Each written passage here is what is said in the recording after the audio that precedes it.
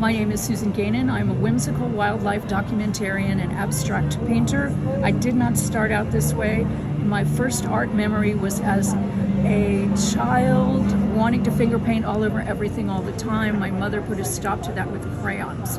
My next big art memory was in about the 5th or 6th grade when I was a brat and was sent to sit in the back of the room because I was disruptive, but I couldn't see the blackboard, and the teacher sent a note home, and my compliant parents got me to the eye doctor, and between diagnosis and delivery, my brownie troop, I guess we were brownies, went to Rock Creek Park in Washington, D.C. for a 9 a.m. Saturday morning bird watching trip, which I still think is child abuse, but water under the dam.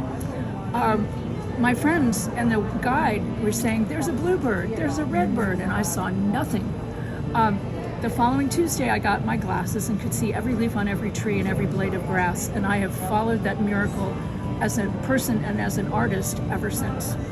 Next big art memory, I was a senior in high school on the yearbook, and our advisor was the art teacher, and the deal was when you finished your yearbook section, you could do an art project.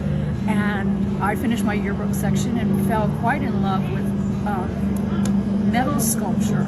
And I made little tiny mouse-like creatures and a slightly larger mouse-like creature, and then a 5-foot-tall, 3-legged, large mouse-like creature. And the teacher said, "You have no artistic talent."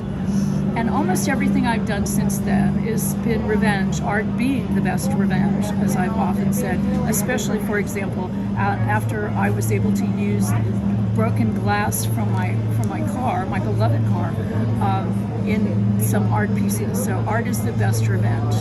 But enough of that. I could go on for a very long time. Come to Minnesota, having learned to do needlepoint while I lived in Baltimore, and came to Minnesota, went to the state fair, and won blue ribbons for needlepoint and barbecue sauce.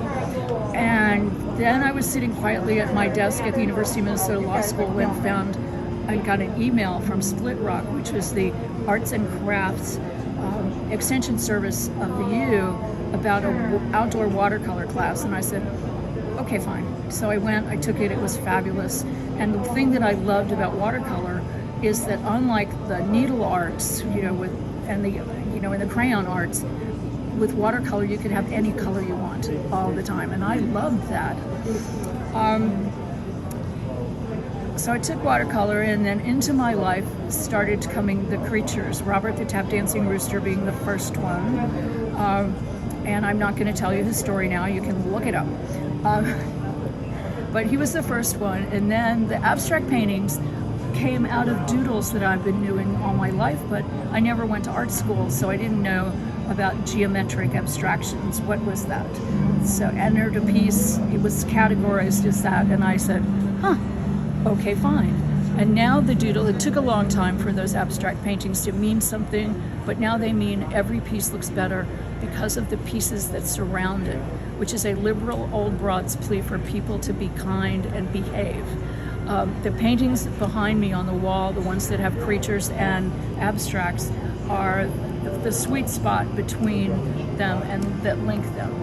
And I love making art. I make art every day, and I think everybody should make art every day. Thank you.